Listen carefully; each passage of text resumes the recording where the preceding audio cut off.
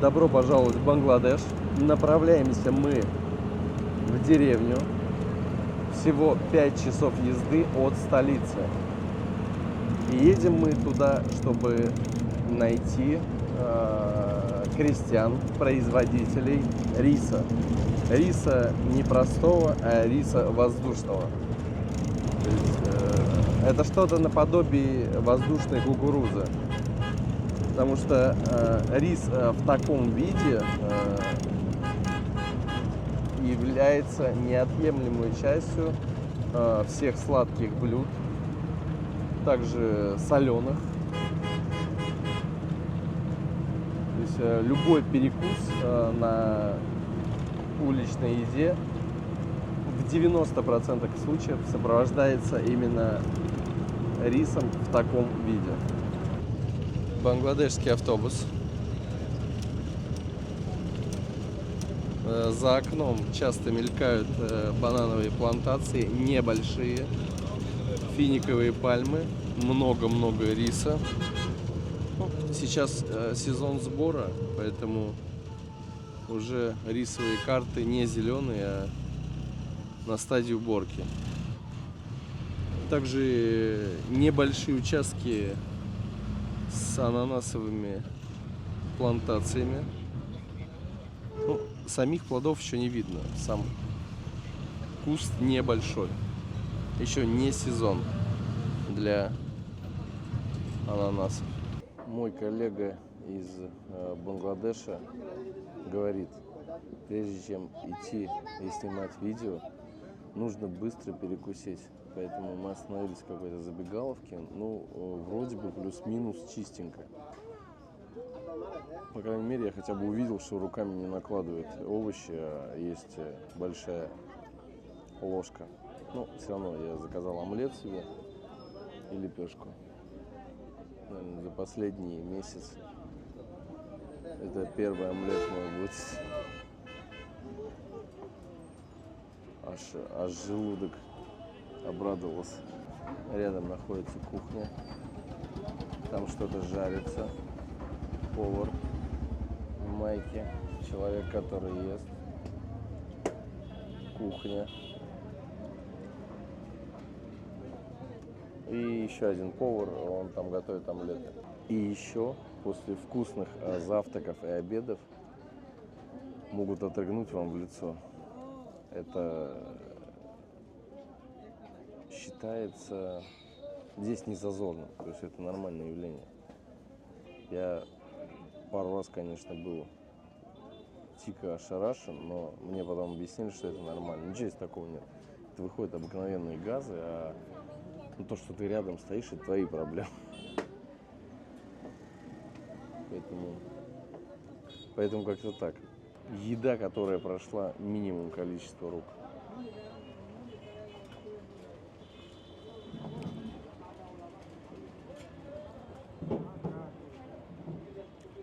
Омлет как омлет. Суховатый.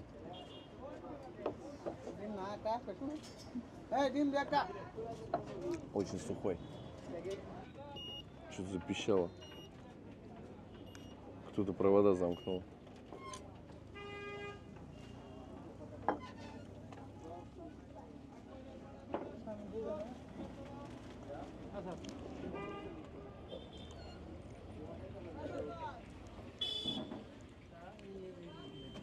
В общем, обыкновенный бангладешский завтрак. На самом деле он не обыкновенный, потому что мало кто ест жареные яйца. Он что-то заказал непонятную штуку какую-то. Или капуста, или какой-то огурец жареный. Но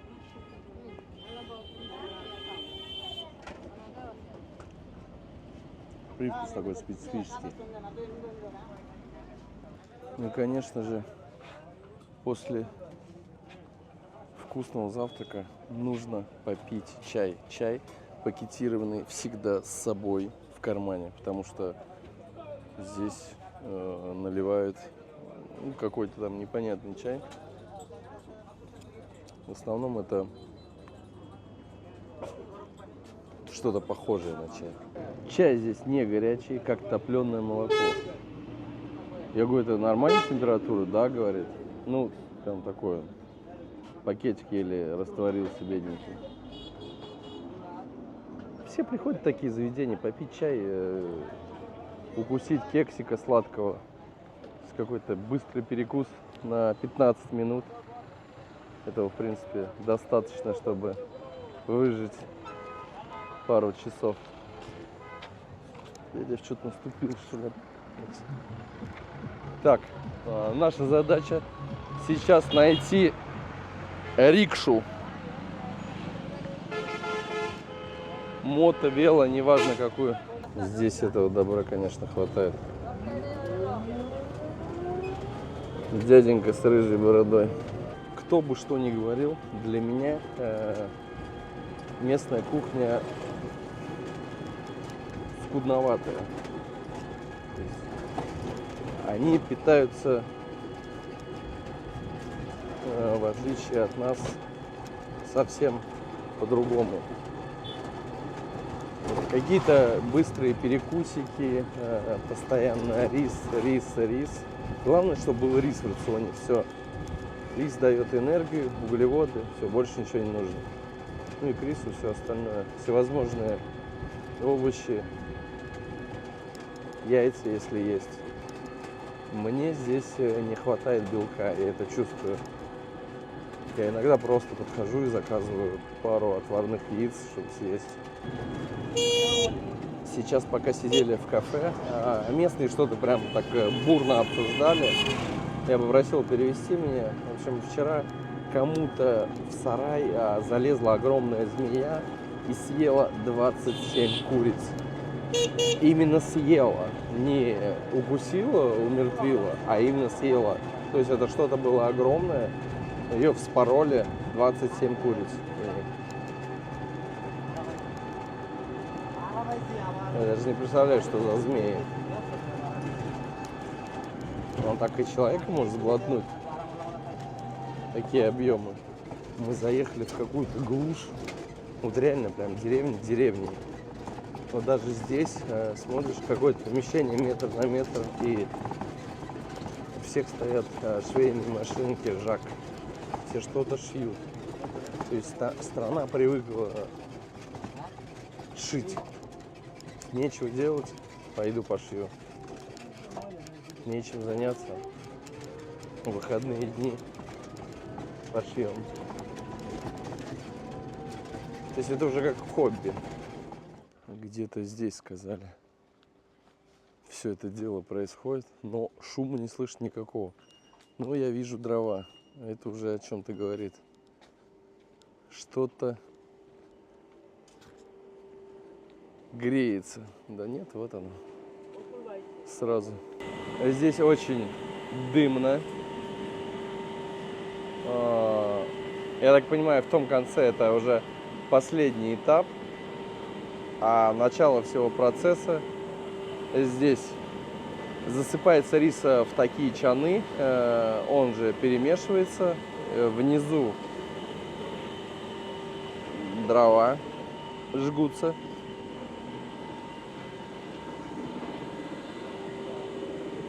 Рис поджаривается. Рис становится такого коричневого цвета. Дальше, следующий этап, стоит дяденька. Там еще один аппарат. Рис засыпается сверху, там тоже под температурой все это дело раскручивается. И уже выходит готовая продукция. В принципе, два основных этапа. Это раз, два. Все просто.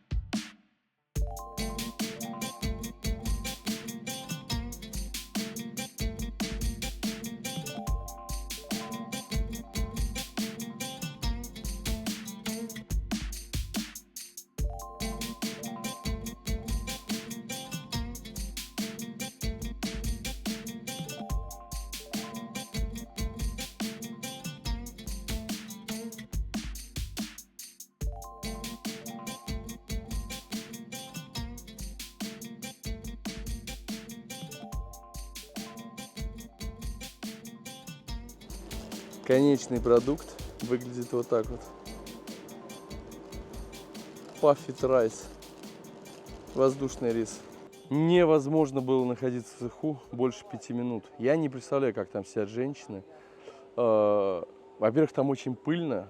Вся техника забилась прямо вот этой мелкой пылью сразу, прям в считанные секунды. Это полбеды. Так стоит дым от дерева, которое коптит, очень сильно коптит. Или в составе дерева смола есть, или еще что-то такое, но глаза становятся узкого сечения у тебя. Да и не только у меня. Они там бедные целый день сидят. Производство простое, ничего сложного там нету. Все отлично, все хорошо. Единственное но, то что, опять вот антисанитария, ходят ногами по этому рису. То есть, чтобы вы понимали, этот рис уже все, он готов к употреблению из пакета. То есть, чей-то ноготочек, чей-то волосочек с пальца может оказаться в этом рисе и оказаться у вас в стакане. Вот это единственный минус вот таких вот заведений. А таких заведений в Бангладеше очень много. Кустарное, небольшое производство. Без комментариев. Наверное, возникает вопрос, сколько эти тетушки зарабатывают? $2 в день. За полный рабочий день. Мужики по 5. У мужиков потяжелее работа. Складывать пух в пакет. Вот так вот выглядит аппарат, через который проходит рис. То есть вот он проходит через него и становится воздушным. Это уже свой век отжил. Нам многого здесь не понять. Здесь другие стандарты, ГОСТы, СНИПы и все тому подобное. То, что для нас дико, здесь это нормально. То, что для нас нормально, может быть, для них это дико. Поэтому ходим с открытым ртом. У нас тоже таких заведений хватает. С такой же антисанитарией. Но мы вчера пошли в заведение по просьбе моего друга. Я говорю, ты можешь мне показать нормальное, чистое кафе, где можно поесть вкусно? Да, не вопрос. Он даже начал нервничать, почему я такое ему сказал. Окей, мы приезжаем в дорогое заведение, это уже прям в центре города, столица. Чек вышел, если обычно выходит там 300, то это уже вышел 1000. И поели мы так, скромно. Опять же, бардак бардаком. Все то же самое. Точно так же все валяется. Тут же пилится курица, тут же салфетки какие-то, тут же баки с мусором разгружают. То есть я даже не представляю здесь,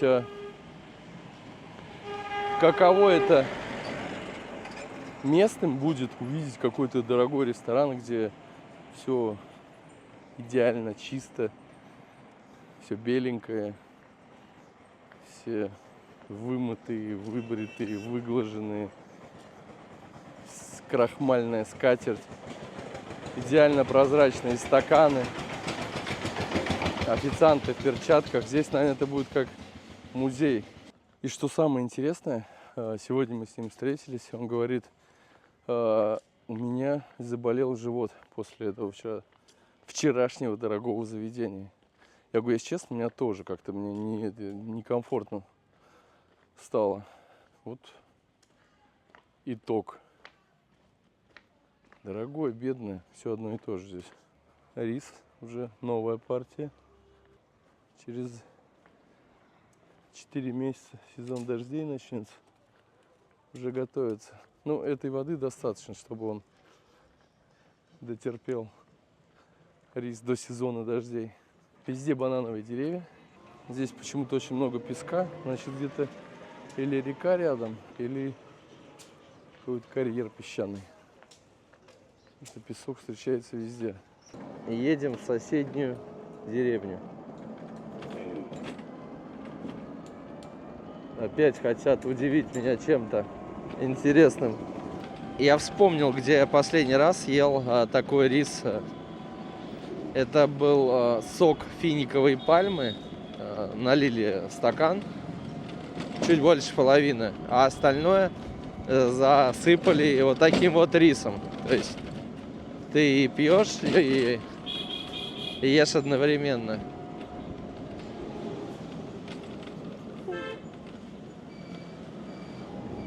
Простенько, сладенько, скромненько. Не вау, конечно, но пойдет. Пришлось одеть маску, потому что здесь, несмотря на то, что чисто, на улицах чисто, нет такого прям, чтобы какие-то свалки, но здесь какой-то запах стоит, даже мне, много видавшему и много нюхавшему, почему-то тяжело. Он не то, что какой-то зловонный запах, а содержание в воздухе какого-то элемента слишком много, и вдох делаешь намного больше, то есть глубже нужно вдыхать. Не хватает.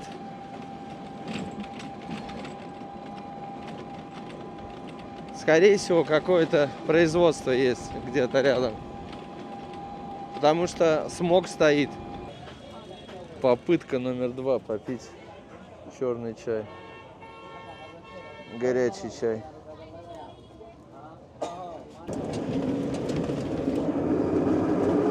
Дедушки что-то обсуждают.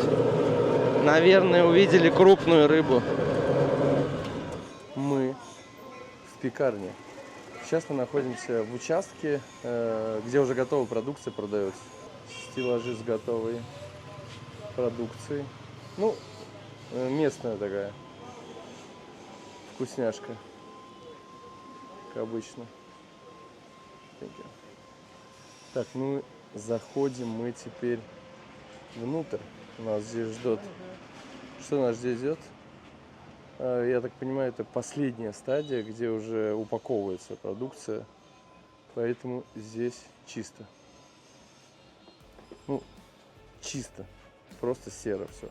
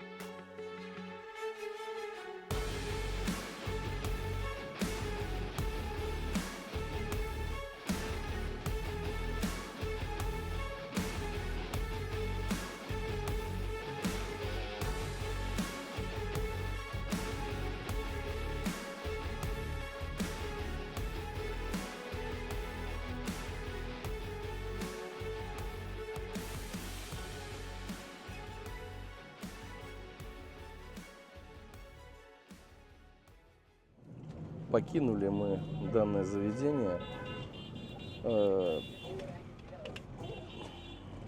Хотелось бы откомментировать увиденное.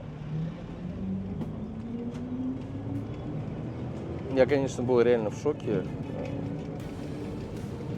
У меня нет претензий к этому человеку, у которого кожная болезнь, а он работает там. У меня претензии к его хозяину. Почему он допустил? Я уже молчу про вот это, то, что там стены, казаны, мусор, про это можно молчать. Почему ты допустил к работе этого человека? И причем, я так понимаю, что он там стоит на серьезной должности. Этот дядька чуть ли не шеф-повар, потому что он знает граммовку, хорошо работает с граммовкой, с мукой, все процессы, видно, знает. Если это твой родственник, и ты решил тем самым помочь ему, ну, блин, помоги по-другому, я не знаю, давай деньги ежемесячно. Но, блин, это же общепит, это же уходит в массы. Если это даже не родственник, но все равно вопросы к хозяину заведения. Вот у меня все вопросы только к хозяину заведения, больше никому. То есть рыба гниет с головой. Если нет порядка и никто за этим не следит, соответственно, результат налицо. Мы не стали дожидаться весь процесс, когда заработает весь конвейер, потому что, ну, принцип понятен. Санитарные дни там явно отсутствуют, график уборки, дежурства то же самое. Опять же, детский труд везде по максимуму, самая дешевая рабочая сила.